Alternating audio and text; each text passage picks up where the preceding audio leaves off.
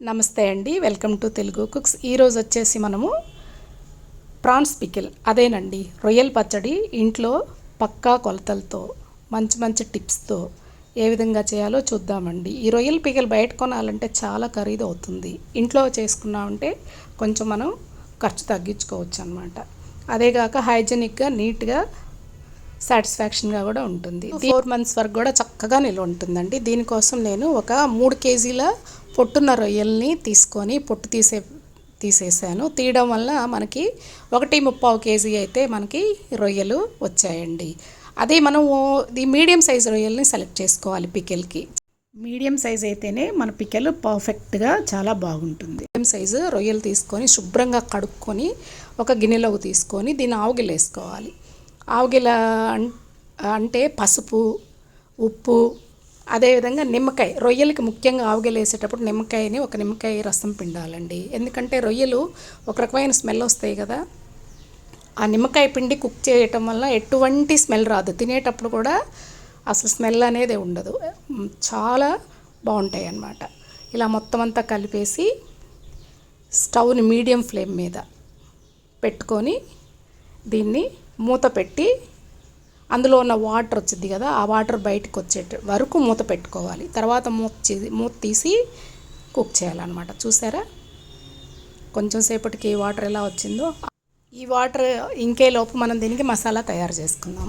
ముందుగా ఒక ప్యాన్ తీసుకొని మెంతులు ఒక స్పూను తీసుకొని అవి దోరగా చిటపట్లాడే వరకు వేయించాలి. అందులోనే ఒక 2 టీ స్పూన్ల ఆవాలు తీసుకొని ఆవాలు కూడా ప్రాపర్గా వేయించుకొని పక్కన పెట్టేసుకోండి. చూడండి, గరం మసాలా కోసం 2 చిన్న కప్పుల ధనియాలని, ఒక 6 ఇంచుల చెక్కని, అదేవిధంగా ఒక 1/4 కప్పు లవంగాలని, ఒక 8 యాలక్కాయలు, అదేవిధంగా ఒక 4 బిర్యానీ ఆకులు, నట్మెగ్ ఉంటుంది కదా అది ఒక 1/2 వేయండి, మేస్ అదే జావిత్రి అది ఒకటి వేసేసి దీంట్లోంచి అరోమా వచ్చే వరకు మాత్రమే దీన్ని ఫ్రై చేయాలి. అరోమా రాగానే ఆపేసేయాలన్నమాట, ఆపి చల్లారనివ్వాలి. ఇప్పుడు మన రొయ్యలను చూద్దాం రండి. ఇదిగో వాటర్ చాలా వరకు ఇంకిపోయింది, ఇంకా కొంచెం తడిగా అనిపిస్తూ ఉంది. ఆ తడి కూడా పోయే వరకు ఇంకొంచెం సేపు కుక్ చేయండి. కొంతమంది వాటర్ ఎక్కువ ఊరిందని వంపేస్తారండి, అలా వంపేయొద్దు. ఆ వాటర్లో రొయ్య ఉడికిందంటే చాలా మంచి ఫ్లేవర్ని ఇచ్చిద్ది.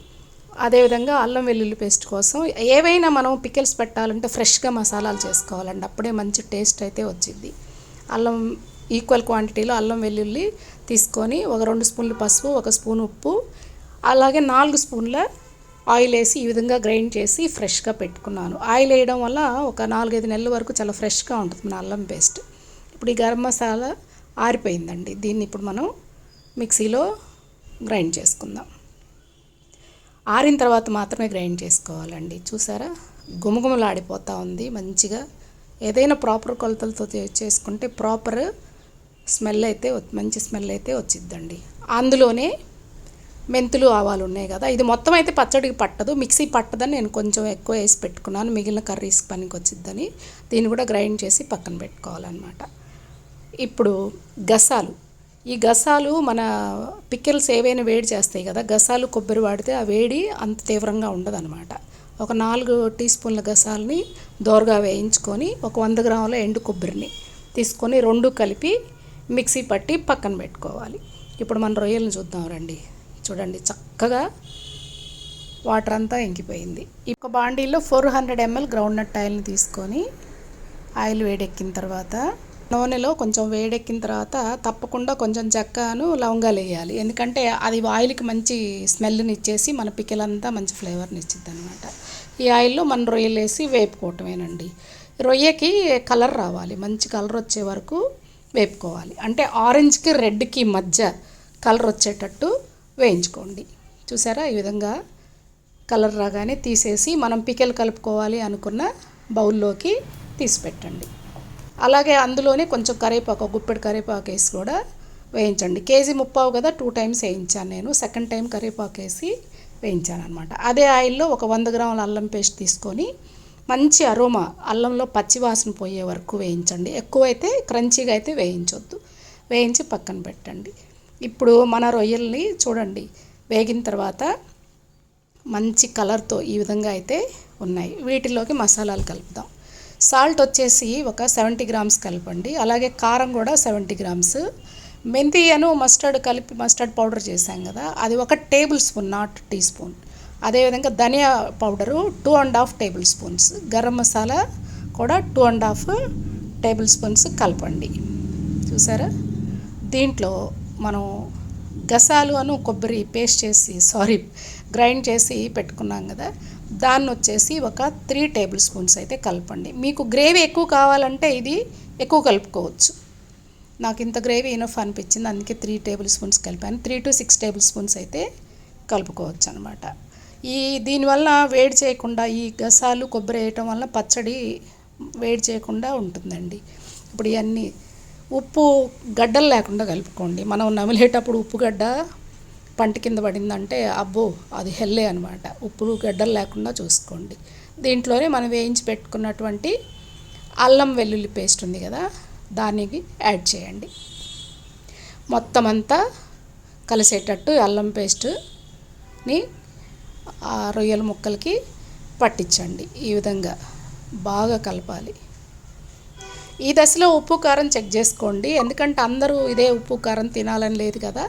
అయితే పర్ఫెక్ట్ కొలతలండి. కావాలి అంటే ఈ దశలో చెక్ చేసుకొని మీరు ఎక్కువ కావాలంటే యాడ్ చేసుకోండి. నేను ఇది పిల్లలకి ఊర్లకు పంపాలంటే ఈ దశలో ఇలాగే పంపించేస్తానండి, ఇంకా ఆయిల్ కలపను. 1.25 kg కంపల్సరీ ఒక 600 ml ఆయిల్ అయితే పట్టిద్ది. ఇంట్లోకే కాబట్టి నేను ఇంకొంచెం ఆయిల్ని వేడి చేసి చల్లార్చి ఫస్ట్ అక్కడ 400 ml తీసుకున్నాను కదా, ఇప్పుడు ఇంకొక 150 ml తీసుకొని వేడి చేసి చల్లార్చి కలిపేసాను. అది మనం ఇంక అడ్జస్ట్ చేసుకోవటమే ఆయిల్ అనేది. పిల్లలకి పంపేటప్పుడు ఆయిల్ లీక్ అవ్వకుండా ఉంటుంది కదా, అందుకని ఆయిల్ తగ్గిస్తాను. అక్కడికి వెళ్ళాక వాళ్ళు కలుపుకుంటారు. బాగా చల్లారిన తర్వాత మాత్రమే ఒక 50 ml లెమన్ జ్యూస్ని అయితే కలపాలి. ఈ లెమన్ జ్యూస్ వలన అదనంగా టేస్ట్ వస్తుంది. అంతేకాక ఇది గుడ్ ప్రిజర్వేటర్గా కూడా పనిచేస్తుంది. 3 నుంచి 4 నెలల వరకు టేస్ట్ చెక్కు చెదరకుండా ఉంటుందన్నమాట. చూసారా ఎంత మంచి సువాసన వస్తుందంటే వెంటనే తినేయాలనిపిస్తుంది. కాకపోతే దీన్ని 2 రోజుల తర్వాత మాత్రమే తినండి, అప్పుడే మంచి రుచి అయితే వచ్చిద్ది. బాగా మసాలాలు, ఆ మెంతి పౌడర్ అయ్యంతా ముక్కకి పట్టి ముక్క ఊరి ముక్క నవ్వులుతూ ఉంటే మంచి ఫ్లేవర్ని అయితే ఇచ్చిద్ది. 2 రోజుల తర్వాత మాత్రమే తినండి. అలా 2 days తర్వాత దీన్ని ఈ విధంగా బాటిల్కి పెట్టేసుకోండి. నచ్చిందా అండి ఈ రెసిపీ? ఇది కనుక నచ్చినట్లయితే please like, share and subscribe అండి. మరిన్ని మంచి మంచి రెసిపీస్తో మీ ముందుంటాను. ఈ రొయ్యల పికిల్ వచ్చేసి మనం దోశలోకి తినొచ్చు, వేడివేడి అన్నంలో తినొచ్చు, పూరీలో కూడా చాలా బాగుంటుందండి. తప్పకుండా ట్రై చేయండి. Thank you for watching. Please like, share and subscribe అండి. మీరు చూడటమే కాకుండా మీ ఫ్రెండ్స్కి, మీ బంధువులకు కూడా ఈ వీడియో షేర్ చేసి ఈ రెసిపీని అందరూ ఆస్వాదించండి. Thank you.